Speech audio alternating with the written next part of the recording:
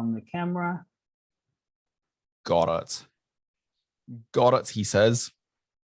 Can you hear that rain?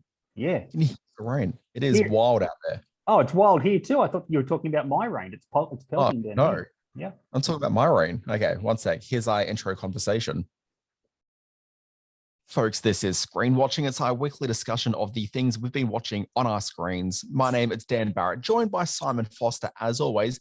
Simon Foster, I don't know how life is for you right now, but we have had nothing but heavy pouring rain for the last 24 to 48 hours. It is getting biblical out here, Simon. I saw a number of animals all boarding a boat. It's been a very big couple of days. Yes, I've got two of both kinds of cockroaches in my kitchen. Hello, Dan Barrett. It is pouring here too. We are in Sydney as we record this. You are in Brisbane, where that sort of tropical downpour isn't exactly sort of unexpected. But here in Sydney, it's been raining like all summer here in Sydney. So I'm growing gills. I'm going all Kevin Costner in Waterworld. You're getting all Shape of Water is what you're doing. That's what I'm doing. Let's start the show. We should. This is not like TV, only better. Television! Teacher, mother! Secret lover. What, that's it? That's your movie? Well, I said that I had an idea for it.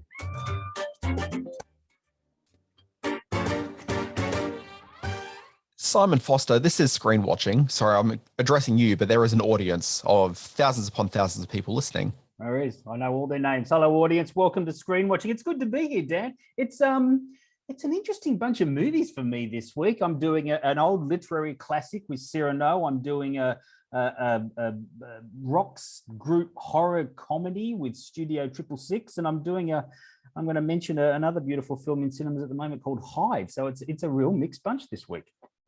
Yeah, look, and thinking about the things I've got, look, there's nothing particularly exciting on my docket this week. I'll be talking about the new ABC detective drama series Troppo and a Netflix experimental animated film called Cat Burglar. Oh, I can't wait to hear what you say about that. It's a Brooker one, so that's exciting because I'm a fan. I've got some very strong thoughts on it. I bet. Simon, this is very much the tide before the storm is what we've got here, because next week, boy, have we got so much we're discussing. We're not discussing that many things. We're just talking about Batman. We're talking about the Batman. Now, once again, and I've used this before, as I record this, I spent the afternoon with the Batman. I am under embargo. Us serious film critics occasionally have to sign that so that the publicist feels like they have some control over our opinions. But I can say that it's a wild 3-hour ride, I got to say. It's really interesting. I'm looking forward to talking to you about it because I know you and Batman are tight. Oh, look, we are practically BFFs. And it pains me that I won't be able to see it until the Queensland media screening, which is on Tuesday evening, the night before the official kickoff for it. So I'm going to see it Tuesday evening. We're going to record a podcast. So there will be a review for people to listen to by Wednesday afternoon. So that's going to happen. Yeah. And then on Wednesday evening, I'm off to see it a second time. You are really going to do it a second time, all 3 hours? Well, wow. All 6 hours by the end of it, Simon. That's very true. Hours. Oh, God, that'll be fun to talk about. You won't be able to shut him up next week, listeners, which is what you should be listening for, because if anyone knows Batman, it's Dan Man. That's it. But look, here's the thing. We need to get into shape for it. We need to get limber. So let's kick off with some reviews for exercise purposes.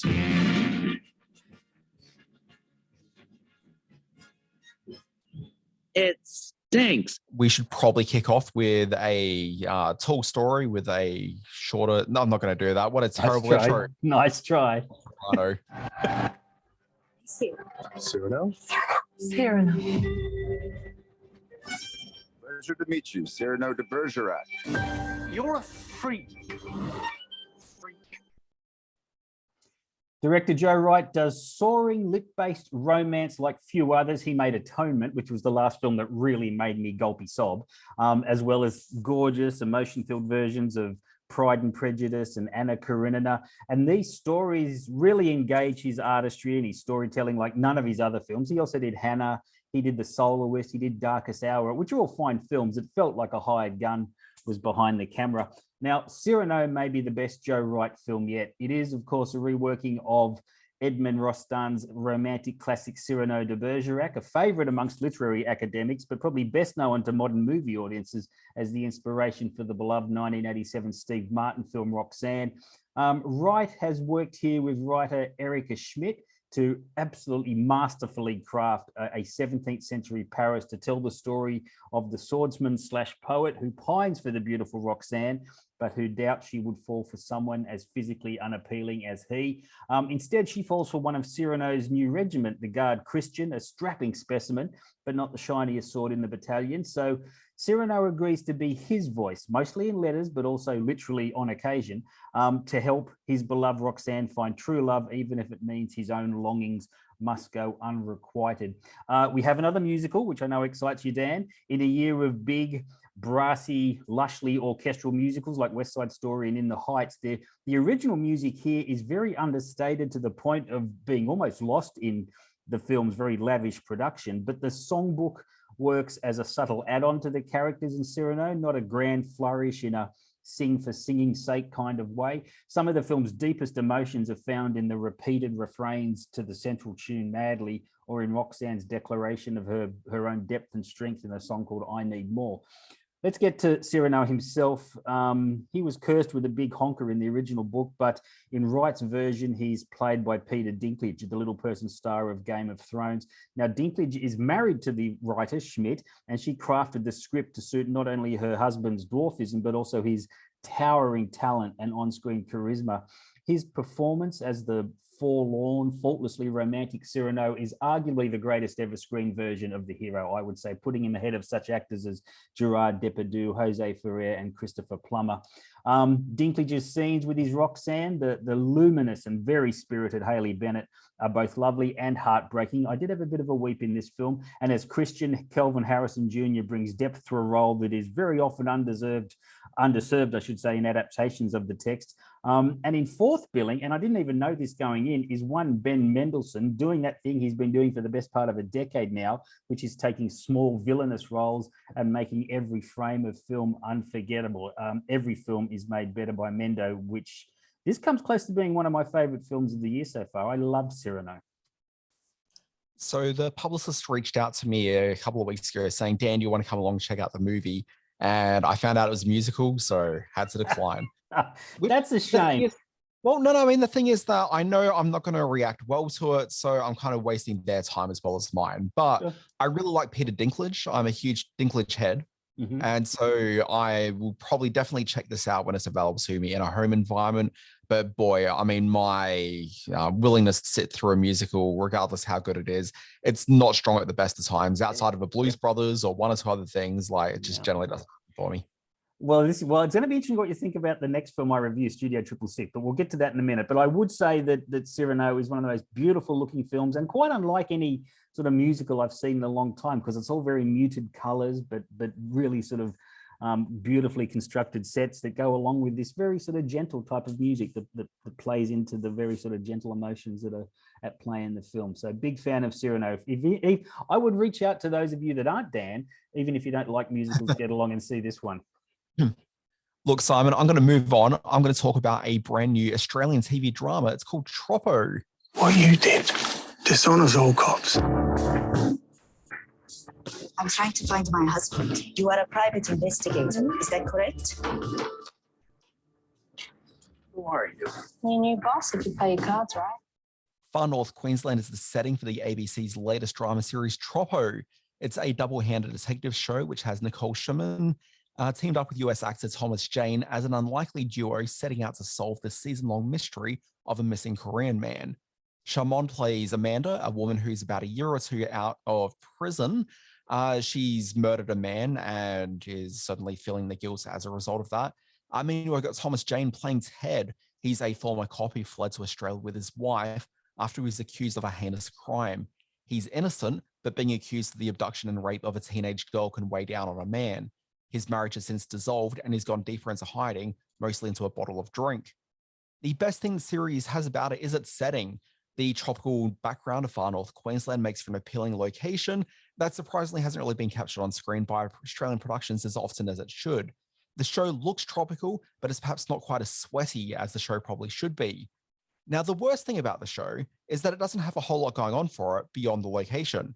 It's not that the show's bad, that's certainly not the problem. The performances are strong, the cinematography is actually really good, and the scripting's all good with characters, both main and supporting, given substantial substantive roles, and also a plot that moves at an appropriately leisurely pace cannot speak.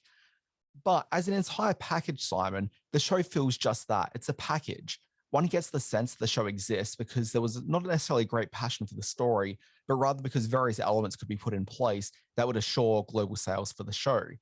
And if you press play on Troppo, you're in for a perfectly fine time.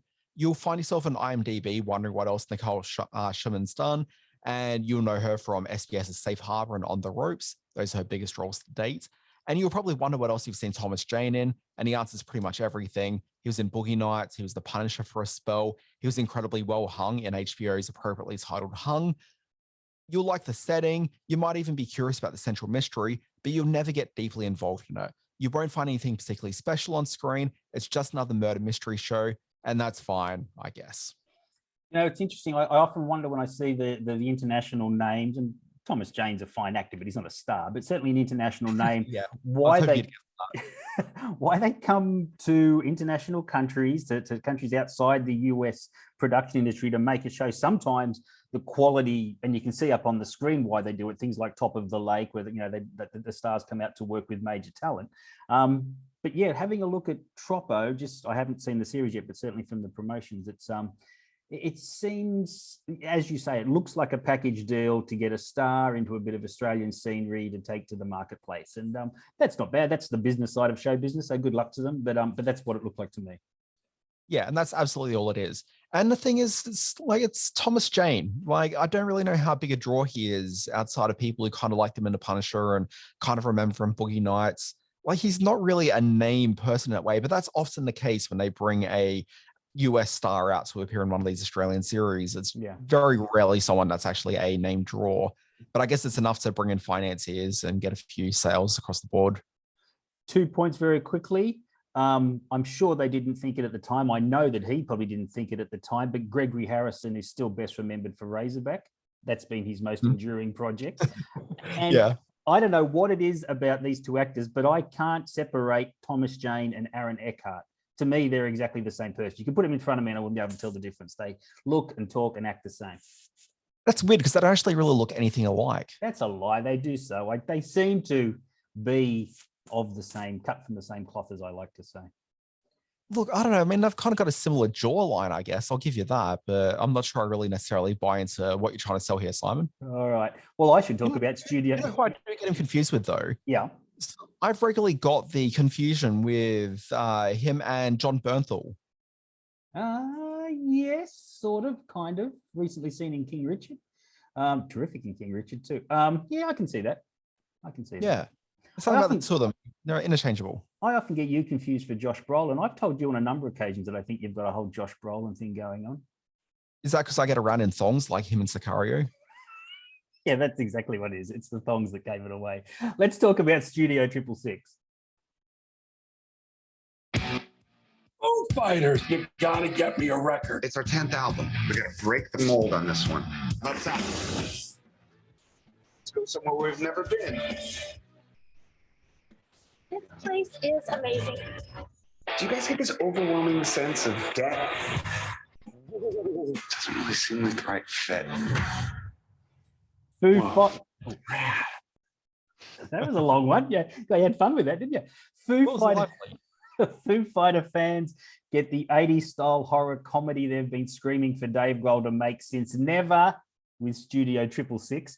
Yes, it's a real movie and a pretty good one as far as possessed recording studio massacre movies go. And it's in Australian cinemas for a limited time before heading to streaming, where you can watch it with mates between bong hits, as it should be seen. Now, the Fooies have a contractually obligated 10th album due, and no matter how much foul-mouthed record company CEO Jeff Garlin yells at them, they can't get inspired to write some songs. So Garlin sets them up at a secluded mansion in Encino, hoping the long history of hits that have emanated from the site will rev up the group. But the mansion is home to more than just music history. It is a portal to demonic terror, and soon Grohl is having nightmares about red-eyed entities, growing a gnarly set of fangs and killing bandmates in the most ridiculously gruesome way possible. Everyone's having fun, unburdened by any expectation that musicians need to be actors. There's Will Forte, Whitney Cummings, and very briefly Jenna Ortega pulling acting duty in this film. Mature age men and bandmates Taylor Hawkins, Nate Mandel, Pat Smear, Chris Shiflett and Rami Jaffe are asked to channel stupid teenagers in pulling off this lark, none more so than Grohl himself, who's a funny, fierce leading man. On the scale of Rockstar Vanity Projects, with the Beatles' Hard Day's Night at one end and Neil Diamond's The Jazz Singer at the other, Studio 666 falls somewhere in the middle, which will be good enough for the band's fans. Gorehounds will dig the R-rated splatter too. It's all directed by BJ McDonald, who last did the very bloody Hatchet 3, which feels about right. So Studio 66 is having a limited season in Australian cinemas before heading to the physical media and the streaming. Yeah, watching the trailer for this, I couldn't really understand if this is a legitimate movie or if it's an extended presentation for a music video. Well, at 107 minutes, it's a ridiculously long, real movie. And it could have been cut back to a tight 82. It's fair to say this overstays its welcome. But legitimately, it's got some great horror movie kills in it. It's got some, I saw this with a lot of people who were clearly Foo Fighter fans, and they had a good laugh at the band getting up to some craziness. And Dave Grohl is a surprisingly sort of effective on-screen presence. So I'm not suggesting that anyone other than hardcore horror fans and Foo Fighter nuts should go and see it, but it's not so bad. Look, they've done some good music videos over the years. I remember Big Me was a particular favorite of mine through the mid-90s. So, maybe that's enough. And a quick plug here, hang around for the Screen Watching middle bit, because we're going to be revisiting some of the hits and misses of rock stars in the movies. I presume mostly misses. Simon Foster, let's move on. We're going to talk about the new experimental Netflix film. It's called Cat Burglar. Tomorrow is the unveiling of the most valuable painting ever. Protect that painting as if your life depended on it. I see everything.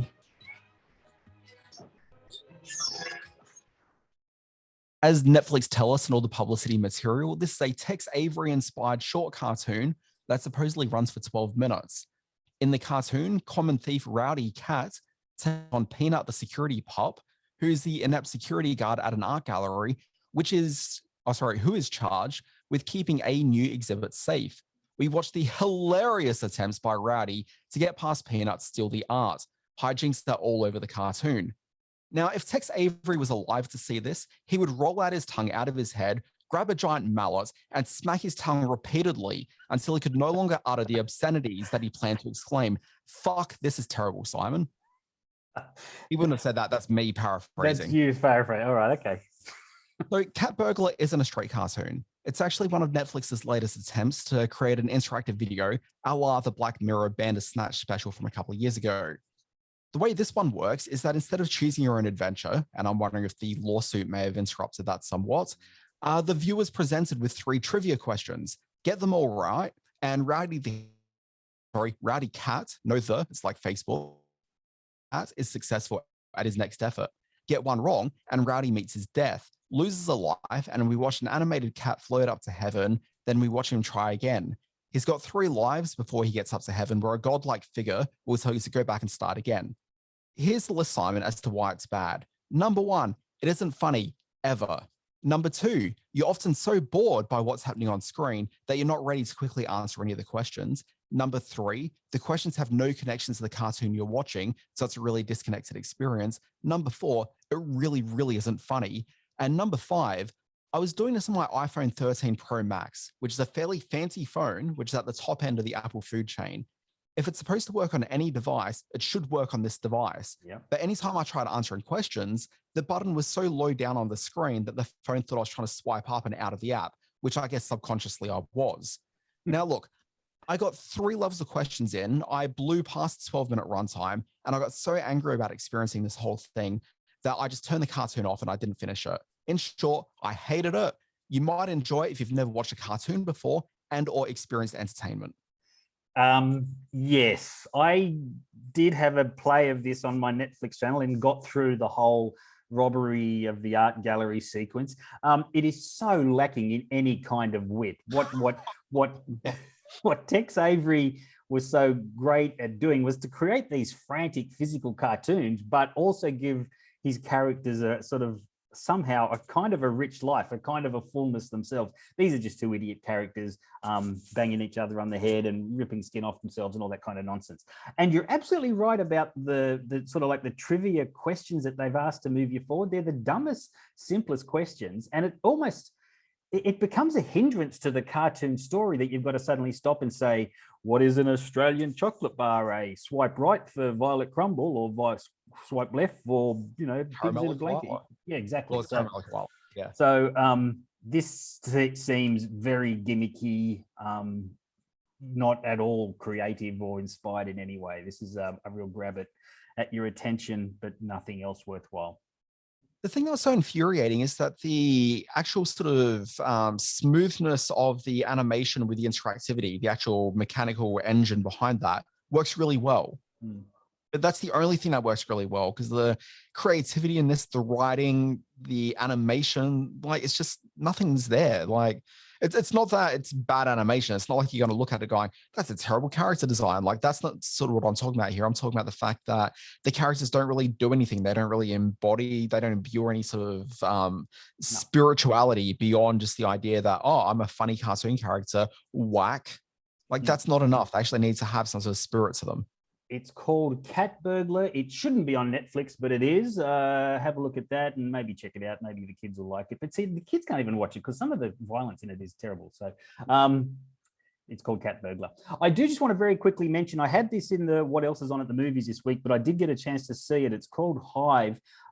It's from director Blurta Basholi. The film is based on the true story of Farija, played wonderfully in this film by Alika Gashi, who, like many of the other women in her village, has lived with the fading hope and the ever-present grief that her husband, who's been missing since the war in Kosovo, will or won't return.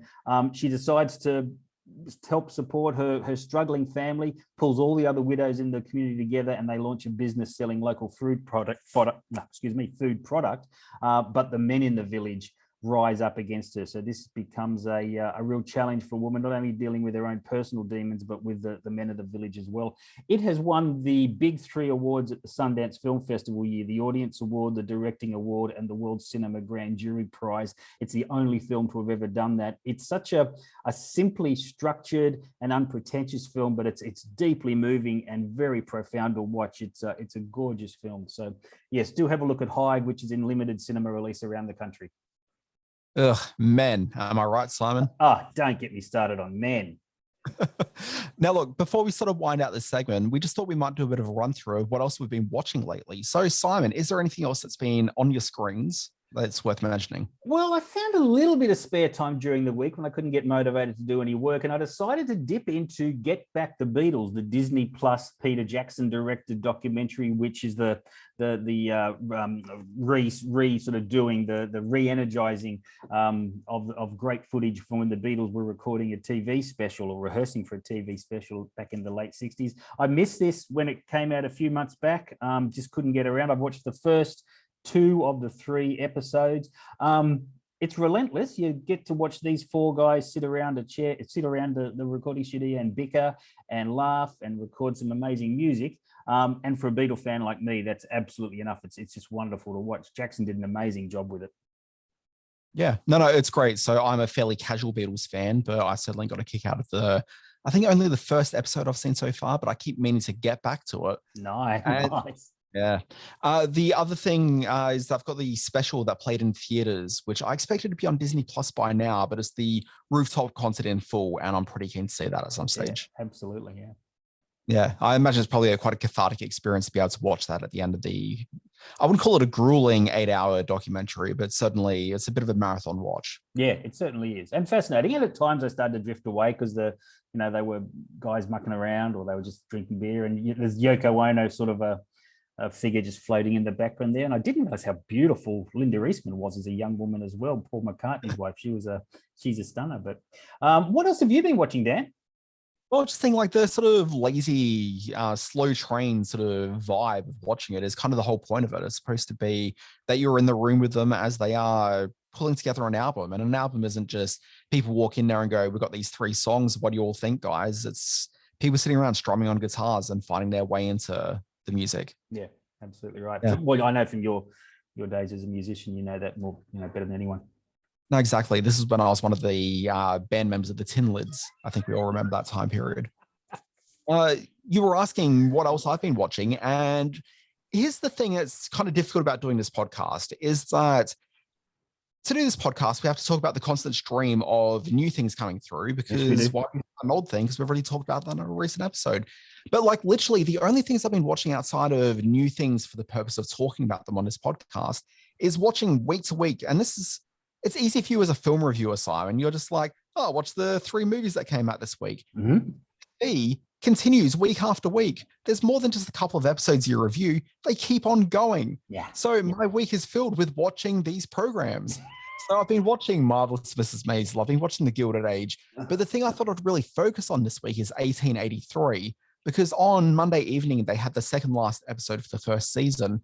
And this is the show, if you don't know 1883, it's a Yellowstone prequel series. You don't need to have ever watched Yellowstone to be able to watch it. And I've seen precious little Yellowstone to really be able to appreciate any references, if there are that many in there.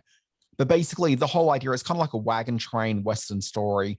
You're watching people go from one side of the US to the other, to Montana, I think is the end goal. And it's them just in wagons. It's a couple of cowboys, and they're taking a group of Germans. Gosh, I should pick up on this 9 episodes in.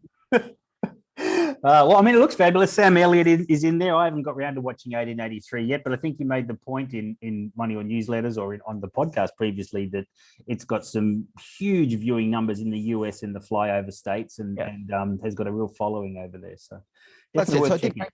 when it played on the Paramount channel, which is a cable channel in the US, but it's made for Paramount Plus, which is how we've got it here in Australia as well. But just, it's a gorgeous looking show. Okay. In terms of its Western bona fides, I think that if you're not necessarily after a really gritty Western, but you're after something that's got like a little bit of grit, but also it's maybe a bit more sort of family accessible. Okay. Like it's not necessarily a family show by any means. You definitely want sort of older teenagers if you're going to be watching this, but it's certainly, it's family-ish friendly. Anything that can get you back on the couch with the teenagers, just as a family unit, because when they get to that age, they just want to go out and they want to go, crazy things, doing donuts down at the bowling club and all that sort of thing. So yeah, whatever gets them back on the couch is good. But the second last episode aired this week, and what I found particularly compelling about this is that they showed us what was going to happen at the end of the season in the opening minutes of the first episode, but it still turned out to be a major gut punch when you're watching it in the most recent episode. Like, they go through with some stuff. There are very few character members left at the end of this, and this is the fun thing, because they're escorting these Germans or something across the Old West, but very few of them are making it through each episode. Like, there's always about 5 people that don't quite make it to the end of the episode. And so by the end of this episode, we've got a pretty small crew left. And boy, this show really leans into the fact that it said it was going to go there, and it goes there. You have stumbled. This was meant to be a short segment, but you have stumbled across one of my pet hates about film and television watching: the films or television that start with the ending of the film, or some part that happens in the last 10 minutes of the movie or the show, and then they cut very quickly to the beginning of the story. It happened most recently in Uncharted, which put me on the wrong foot with that film straight away. And I guess it happens in one, how do you say it? 1883. And but maybe it's by all accounts, by what you say, it pulls it off.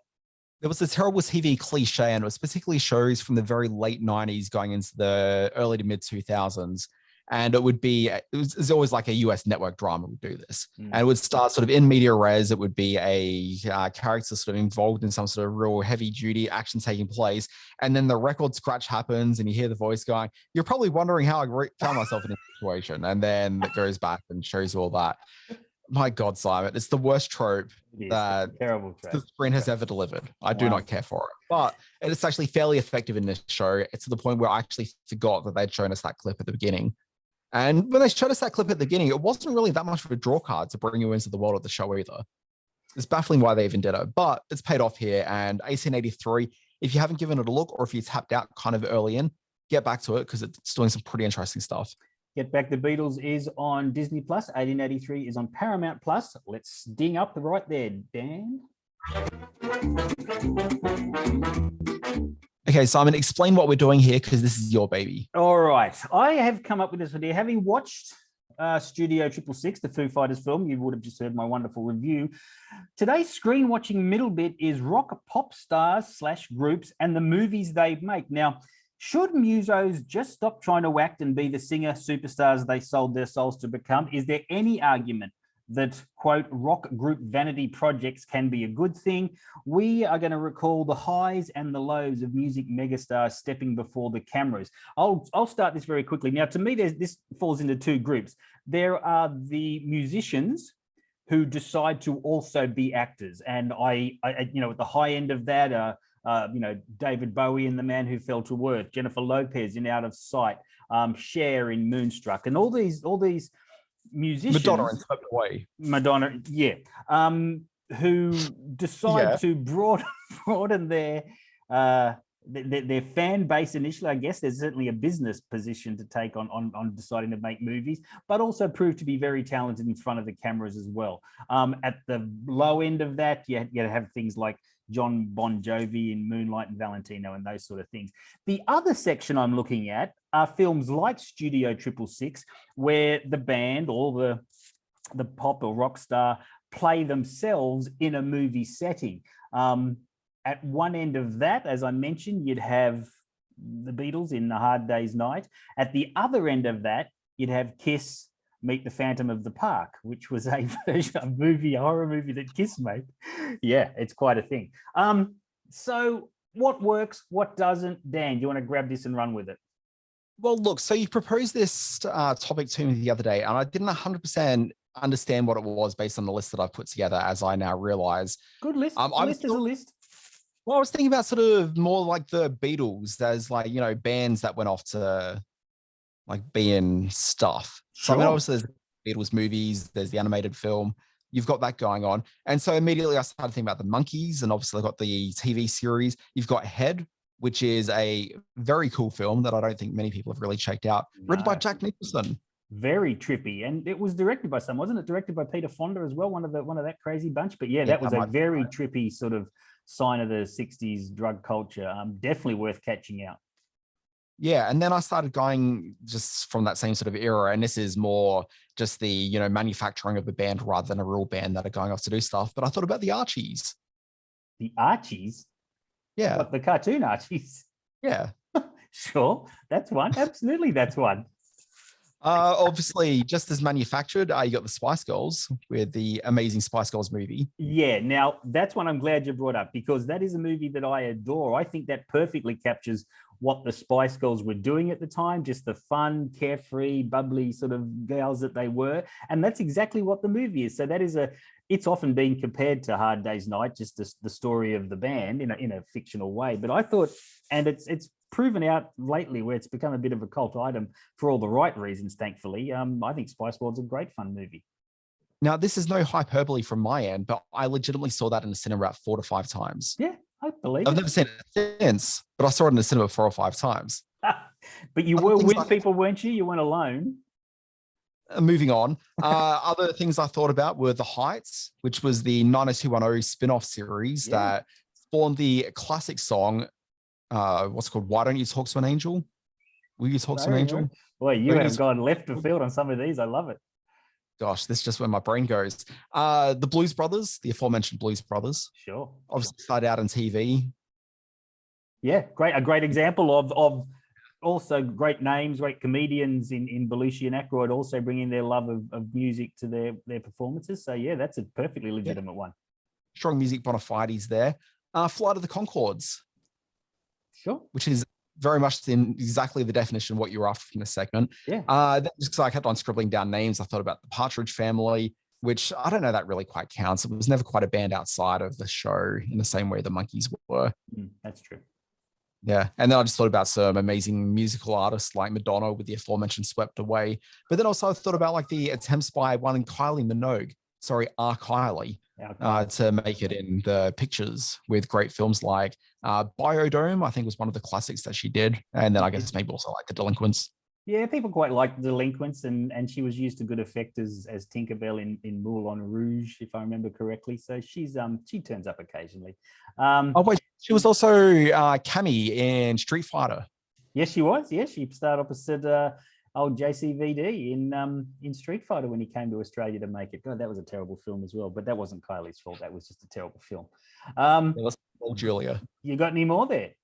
No, that's it. That's my ink run out. That's a great collection, and you should be very proud of the work you've done to put that together. I've mentioned David Bowie, of course. Another film that has found some favor of late, despite being roundly bagged upon release, was the Britney Spears starring vehicle, Crossroads. It's got a great follower. It was a slumber party staple for much of the last 20 odd years, but it's found a little bit. Unless I'm mistaken, I believe that film was written by one Shonda Rhimes. Yeah, maybe. Yeah, you could I think that's right. true. I'm going to look that up and verify that while you keep on prattling on. So while you keep on giving us your finely crafted list. At the high end of musos turned actors. Well, no, actually, I should say this is in the middle, and I might cop a bit of flack for this. Purple Rain, I don't think anybody's confusing Prince with great acting at any point in that film, but he certainly captured what he does best, and the perfect mix of his on-screen persona and his music made for a great film. I've mentioned David Bowie, who's had a huge career in Merry Christmas, Mr. Lawrence, and The Hunger, and Labyrinth. Of course, we rag on Madonna, I know, but she did make the terrific Desperately Seeking Susan, and found a lot of love for Evita when it came out, although that film died a death. We shouldn't talk about this without mentioning Elvis Presley. He's an unusual one because he played a whole lot of different characters, but he was essentially Elvis Presley the whole time. He somehow, even when he went off to war, he found a way to get a guitar and do a dance number for some reason. There's that. And we really okay. Sorry, on the Elvis subject matter, I've been thinking recently I'd like to watch some of the Elvis movies. Is there like a good one that I should actually lean towards? You look, talk to my wife. She's an Elvis nut, and she's seen all the movies. Jailhouse Rock is one of his iconic ones, and probably still captures what Elvis does best on screen. There's some lesser efforts like Roustabout or Blue Hawaii that you could probably check out to see what he does best on screen. But certainly a charisma. Hawaii's the one that probably speaks to me most, I think. I think Blue Hawaii is a good one. Also sort of branching out into acting roles. You've got Beyonce in Cadillac Records and Dreamgirls. You've got the likes of Courtney Love turning up in The People versus Larry Flint. Which I watched again a couple of, maybe about a month or two ago. Holds up remarkably well, that film. Great film. Alexander and Karaszewski, the two guys that wrote it, are two of my heroes. They've made some of my favorite movies. So, yeah, absolutely. And Courtney Love is fantastic in that part. Janet Jackson rolled the dice with a bit of acting. She was in the famed TV series and then the film Poetic Justice. And then at the other end, and there's no forgiving the two divas for making these two awful films, Mariah Carey in Glitter. You know, I adore Mariah, but I couldn't justify getting to the end of that, despite having tried a couple of times. And our own, what's her name? Christina Aguilera in Burlesque, opposite Cher, who can make good movies, but didn't in this situation. So, and even poor old J-Lo, she made that Golden Raspberry winner Gilly or something with her then boyfriend Ben Affleck, who's now become her now boyfriend. So, you know, I'm happy to see these music stars have a go at acting, and as I mentioned, the Foo Fighters do a pretty good job of it in Studio 666. Look, I think that was an incredibly good list, but I feel that you really did sort of miss the mark a little bit by not mentioning Kid and Play and the House Party movies. House Party movies are great and very successful. There was like 2,000 sequels to those or something. They're still being made, I think, nowadays. And the guys are like 50. Yeah. Just getting back to Crossroads, because that's kind of what everyone's really hanging on. Yes, Shonda Rhimes did write that. However, the name that kind of jumped out at me while I was looking at the IMDb is Tamara Davis, who was the director of it. Yes. So she's one of the directors that sort of came out from that period of the mid to late 80s, the MTV music video directors that really dominate a lot of filmmaking through the 90s. But looking at her biography, filmography here, the last couple of years she's been doing TV, but through the 90s, she's responsible for films like Billy Madison, which, you know, I mean, that's a feather in a cap if you've ever heard of one before. Sure. And she made a great film with Drew Barrymore called Gun Crazy, which I loved. Yeah. What else have we got here? There was... Sorry, I just found myself in a TV list here. Where is it? Oh gosh, Gun Crazy Half Baked. You know, some classics to the genre. Early Dave Chappelle one. So yeah, you know, we shouldn't talk about musicians in movies without talking about 8 Mile. Eminem was terrific in that, and Whitney Houston, once again, never to be confused for a real actor, but was very charismatic in The Bodyguard. And I know your favorite movie, Beaches, with Bette Midler. So, and Barbara Hershey, thank you very much. And Barbara Hershey, of course. And don't forget, just dig down really deep in those dump bins at JB Hi-Fi, and you'll find a whole lot of Snoop Dogg movies as well. So there's he's made some fine films along the way. So that was the Screen Watching Middle bit.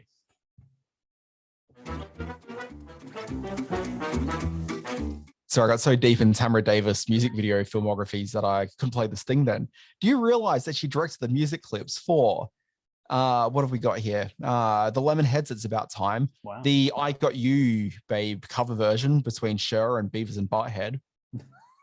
Which, I mean, you know, that's enough to rest higher on right there. Sure. Also, she did the, where was it here? I just want to make sure I've got my track right. But she was one of the cool kids. She came out of that sort of, like you say, 80s, early 90s, ultimate sort of indie boom when there's a lot of people like Alison Anders, who was a great director, and oh God, who were the, she was other? She was directing the videos for like the cool bands though, like, you know, the Smiths, the Bangles, Faith No More, Tone Loc, Bonnie Raitt, Sonic Youth.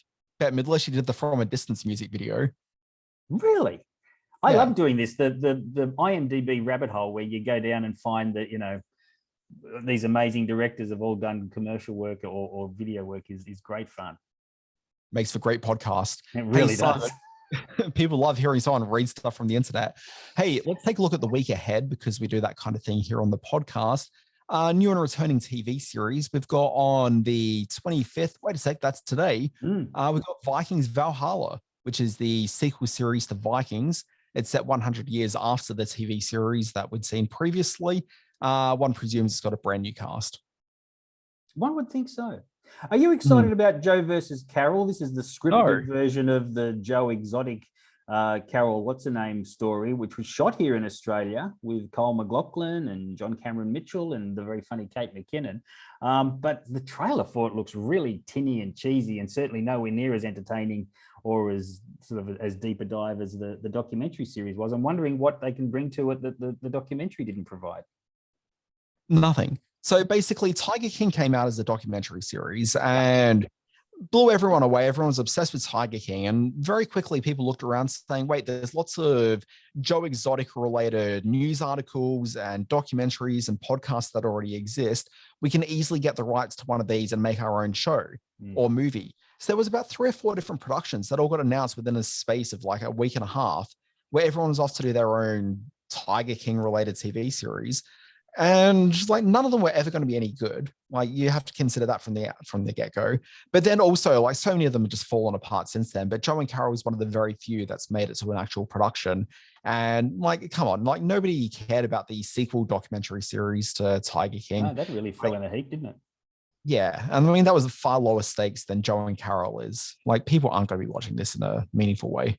Okay. Joe versus Carol, March 4 on Stan, all episodes at once, same day as the US. And a really interesting show that I'm really excited about seeing is Amanda Seyfried, I'm not never sure how to say that, terrific actress, in The Dropout, which is on Disney Plus from March 3. This is the story of Elizabeth Holmes and Theranos, the chemical and medical company that she set up to essentially fleece people out of a whole lot of money. She's a self-made billionaire and fell heavily. I think she got some jail time just recently for all of this.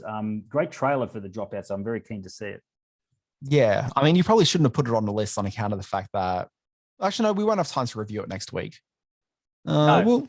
We'll get something happening. We've got a lot of Batman stuff related to do. And there's a great documentary about her as well. The name eludes me, but yeah, look up Elizabeth Holmes documentary, and it's on a couple of the streaming channels and well worth watching before you watch The Dropout. Yeah, whatever it's called, I'm pretty certain it's on binge here in Australia. Yeah. A couple of other notable titles dropping through the weeks. There's the season 3 return of My Brilliant Friend. If you haven't watched this Italian series, well worth your time. Simon's looking at me quizzically. It's very good. It's an HBO Italian production. It's very good. Season 5 of Better Things, which I believe will be the final season of Better Things. And also, like 3 titles, which I think are weird releases for this week. We've got Star Trek Picard, which is season 2 of that series. Mm. We've got He-Man and the Masters of the Universe, which is a Netflix animated thing, also season 2. And then on Friday, we've got The Boys Presents Diabolical, which is an anthology series of, I want to say it's 8 short films, which are all animated around the Boys universe. Oh, like they did with the Star Wars thing earlier this year. Okay. Oh, that's interesting. Exactly. Or the Animatrix, or any of those sort of similar things. Yeah. So those are 3 sort of very strong nerd properties. Why are you releasing those in the same week that you've got the Batman dropping into cinemas? Yes, you would think it would be a week for counter programming, just hand your eyeballs over to the Batman. But no, the streaming platform is saying, no, we want your eyeballs to stay at home and watch these shows. Is the thinking that this audience, who will very much be the sort of people that go off and see the Batman, is the thinking that while they're in queue to watch the Batman, they'll be talking to their friends about these programs? Is that what they're going for? I'm not sure. It seems like a strange strategy, because you are losing out on your audience to a 3-hour movie. That is odd. That is strange. But as is the nature of streaming, maybe they'll come to it. Maybe there'll be enough chitter chatter to get people to tune in and watch it after they've seen the Batman.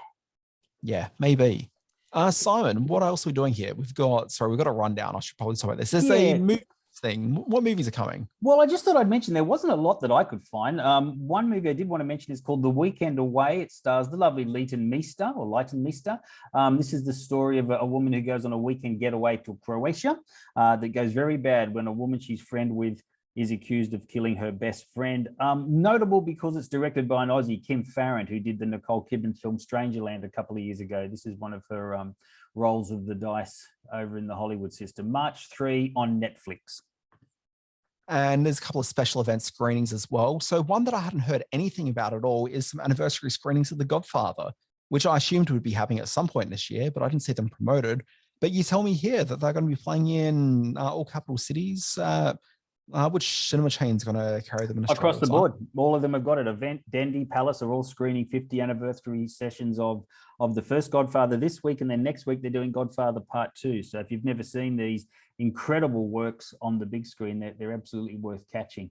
And also heading into cinemas this week for a short run is Guillermo del Toro's Nightmare Alley, but it's called Visions in Darkness and Light. They've actually monochromed the film so that which seems very strange to me, because one of the things that I liked most about the film was the beautiful lush color photography in it. But similar to what they did with Mad Max Fury Road a couple of years back, where they did a steel and chrome version, I think they called it. They're re-releasing Nightmare Alley, which was a middling success. Wasn't quite the big deal that everyone thought it might be.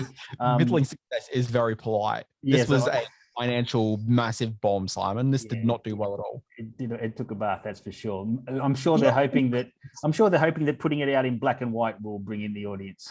Okay, that's exactly what I was going to talk about. So this got released into cinemas a couple of weeks ago in the US, where the film had tanked badly. Yeah, it just did no business whatsoever. I think on the weekend that Spider-Man's walking away with like about $500 million in like an opening day's take. This did like $1.5 million. It was ridiculously poor and embarrassing for all involved. But they thought, well, let's double dip on this. We'll do the monochrome version. We'll drop it in cinemas. And there was a lot of hope that this would be a bit of a like quiet success. It did dramatically poorly. Took upwards of $30 for the weekend.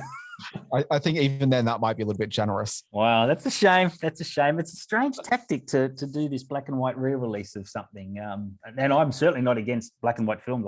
Some of my favorite movies are in black and white. So this is but hey, it's out there. Black and white. Yeah, for sure. All right, let's have a look at this week. Sorry, I'm just going to interrupt for a second there. Yes. A couple of years ago, they did this with the Parasite film. And I have to say, it's a much poorer film for being in black and white than the original color. It's strange. It really is strange. It's odd. It is odd. Yeah. This week in history, Simon. Okay, February 27, 1968, CBS News anchor Walter Cronkite, the great Walter Cronkite, he delivered a scathing editorial on America's chances of winning the Vietnam War. And it's a big deal, and I included in this week in history because it really sort of turned middle America towards sort of the Vietnam War protest movement, and sort of opened a lot of those white middle American eyes with the great newsman Walter Cronkite out front, delivering this really scathing editorial. It changed the course of public opinion. Yeah.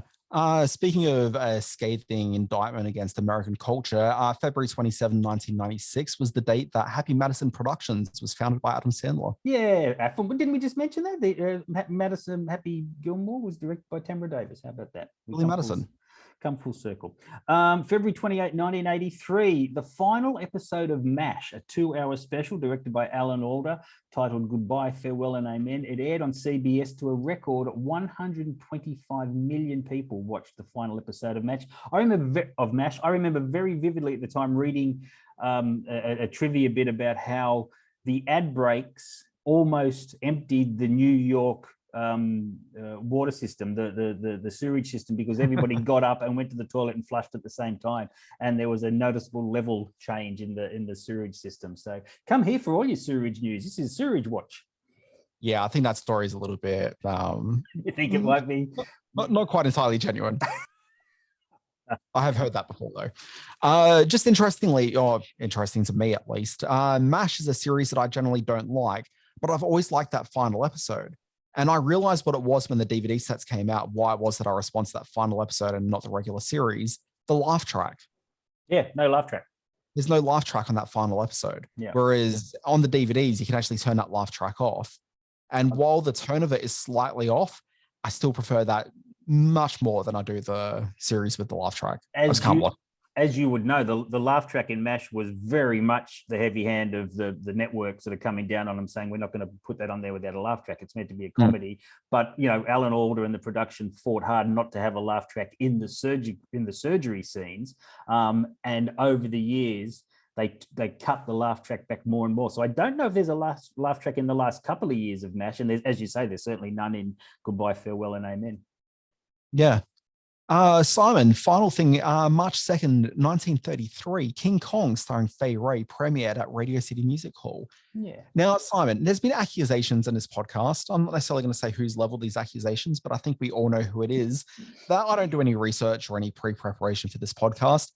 Yeah, there we are. Wave your hand there, Simon. I thought I'd put together a little bit of a quiz about King Kong. Interesting. It's a one question. Bring it. One question. Okay, let's go. How many King Kong movies are there? Wow. Yeah. Are you including oh my God, you're obviously including the very latest? National films, recent films, and animated movies. Oh my God, no, I cede to you on this one. I won't know that. I'll take an educated guess because I'm an educated man. I will say, and I'm not looking it up, I don't do that. I wouldn't know how to do that actually. How many King Kong films? I'm going to say 19. No, that's more. Oh, okay. All right. How many? It's 12. Oh, 12. Okay. Yeah. Now, for a bit of a bonus question, how many of those are good? Yes, not a whole lot. Who'll ever forget Linda Hamilton in King Kong Lives? Boy, that is one of the travesties of 80s cinema, I got to tell you. Oh, man. Is that even that's a 79, but no, 70. Well, no, 70. When was the Jessica Lange one? Okay, sorry. Now we're going to do the Wikipedia. Sorry, he's talking King Kong. But I'm a big fan of the recent ones. I thought Skull Island was terrific, and I certainly thought the Godzilla versus King Kong did all the things that a big monster movie had to do to get across the board. And I've got to say, I've gone back a couple of times to watch the Jessica Lange, Jeff Bridges, Charles Grodin version from the 70s version, and it's not so bad of its time. Of its time. Months back, it's rough. Yeah. Okay. All right. Fair enough. Yeah.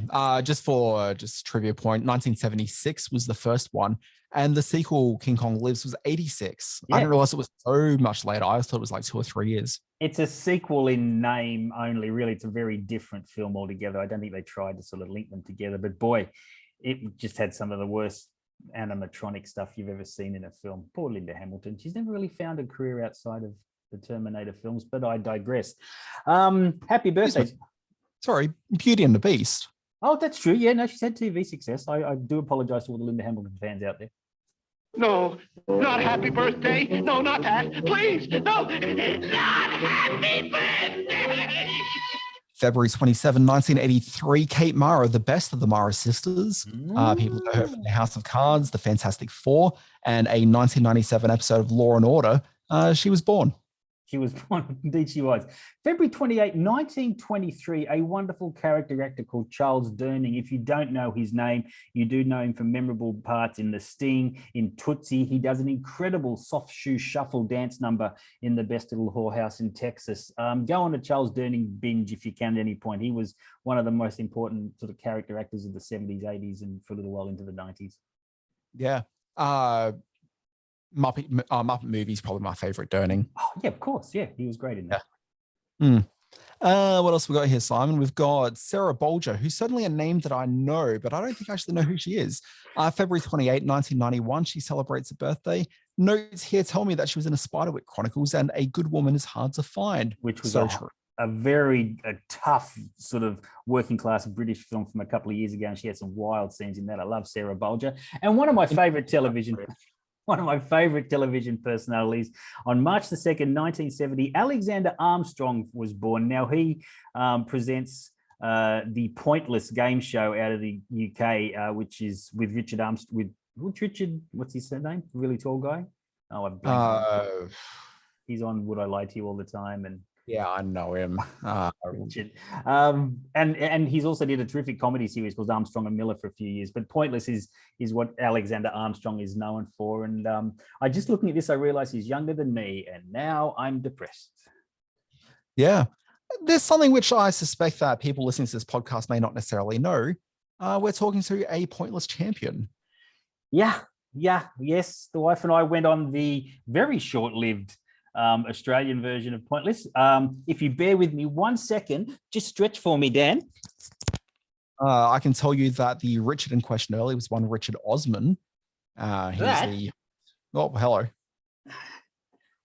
That is what a Pointless trophy looks like. We qualified for the final round, and we made it through. Didn't quite win the cash, but that's what a Pointless trophy looks like, and it's one of our prized possessions. We only got house insurance because we have 2 of those. Okay, I'm surprised you didn't pawn it by now, but sure. It's going to happen one day, don't worry. But for now, what value do you think an Australian Pointless trophy has? It's very heavy. I'll tell you a very quick, very funny story. My wife was holding it. She goes, "Oh, it's heavy for perspex." And the studio manager said, "It's glass, ma'am. It's real glass." From the mouth of babes. Yes, exactly right. So that's screen watching for this week. Indeed. Folks, thank you very much for listening. My name is Dan Barrett. You can find me on Twitter, and there you can find me at the Dan Barrett. You can start your day with my free newsletter. I send it out. It's called Always Be Watching, and you can find it at alwaysbewatching.com. Sign up there. You get the big stories in TV, streaming, and film. And on Fridays, I send out a cheeky update newsletter. It's called Always Be Streaming, and it recounts the big shows that launched that very week. I'm on the Twitter at Simon R. Foster 1. You can read my words over at screen-space.net, where I have started putting up the text from our reviews, so you can have a read of that, as I know you have on Always Be Watching for your reviews as well. Visit the Screen Watching Facebook page at Screen Watching Podcast, and check out our YouTube channel, where you can see a whole lot of very cool interviews and trailers. And do start watching out for some of my Sydney Science Fiction Film Festival news. I've locked in a few films and set up an arrangement with the good Event Cinemas people, and we'll be bringing the festival to the Event Cinema sites, hopefully all around the country come August. So more news on that later. That's pretty exciting. It is very exciting. Folks, if you're listening to this podcast, you're not an idiot. Okay, well, I mean, you may not be that bright, but you're not an idiot. That's a fine line. You've probably already done this, but load up your podcast app, hit the follow button. It means it's easier for this podcast to come to your phone without you even having to think about it. But you're a bright, handsome person. I'm sure you've already done that. So don't even worry about that in the slightest. But folks, this has been Screen Watching. My name, Dan Barrett, joined by Simon Foster. It's been a pleasure, man. See you next week for the big Batman episode. I'm very excited. I'm off. Oh, God, that was embarrassing. I still haven't loaded up the outro theme to this, so what a disappointing end this will be every week. Yeah. All right. Bye. Yeah. Indeed. Okay. Good one. That was fun. I'm quite liking the way we do this. It was all right. How long did that go for? What were we recording for? I don't know. Can you tell I'm here? I feel that was definitely like under an hour. Yeah, it felt under an hour. We're a bit tighter. Even our chitty chatty stuff, what we were watching, that got it tight. And Yeah. all right, go and talk to your cranky wife. Tell her I apologize for. No, she's gone to bed. Oh, is she? I got a text message saying, "Go to bed." Ah, with no punctuation. She didn't even bother doing capitals. You can tell she's mad. No, she wasn't mad. I think she was a bit bored because she was watching RFDS downstairs and saw me heading upstairs as an opportunity to go and watch something else. But all right, give her my best and hope the baby's well and all that sort of stuff. yeah, thanks. She's doing very good. Like this week, she's had a bit of a growth spurt. She's had a bit of a like every couple of weeks, like she just goes through like an evolutionary change. Yeah. And she just got through one of these again. So now she's rolling over all sorts of ways. She's like grabbing stuff from around. Like she's really becoming like a proper person. Yeah, real annoyance by the sound of it. All right. Go on, have fun. Okay. Have a good weekend. Bye-bye. Okay. Bye-bye. Oh, before you go. Yeah. The Batman. Obviously, I got your 3 emoticons. Yeah. Yeah. Want Like me those. more? Yeah. It's quite a complex sort of first act. It sets up a lot of stuff that I wasn't expecting, and it's quite talky. But I was kind of like this. Then the middle bit, I felt that could have been tightened, but I don't want to be one of those people that says, "Oh, they should have taken this out," because it is what it is. But then when the sort of vengeance kicks in at the end and it becomes a real vigilante type film, it's spectacular. He's a great director, that guy, and he's a really good Batman, Patterson. So I was happy. Excellent. No, that's really heartening to hear because I really liked Matt Reeves. Yeah. And when I heard him doing the Batman, I'm like, this is the movie event of the decade for me. Good. The same way his Planet of the Apes films were the previous decade's movies of the decade for me. And he did Cloverfield, didn't he? Wasn't he right back then? He did the first Cloverfield, yeah. Yeah, and I got a real kick out of Cloverfield. Yeah, it was fun. All right. Well, it's all you next week, so bring your A game. Yeah, I'll bring vengeance. Wreak vengeance. Good. Okay. Catwoman too. She was a good Catwoman. All right. Yeah. See ya. Okay. Catch you later. I am the Knight.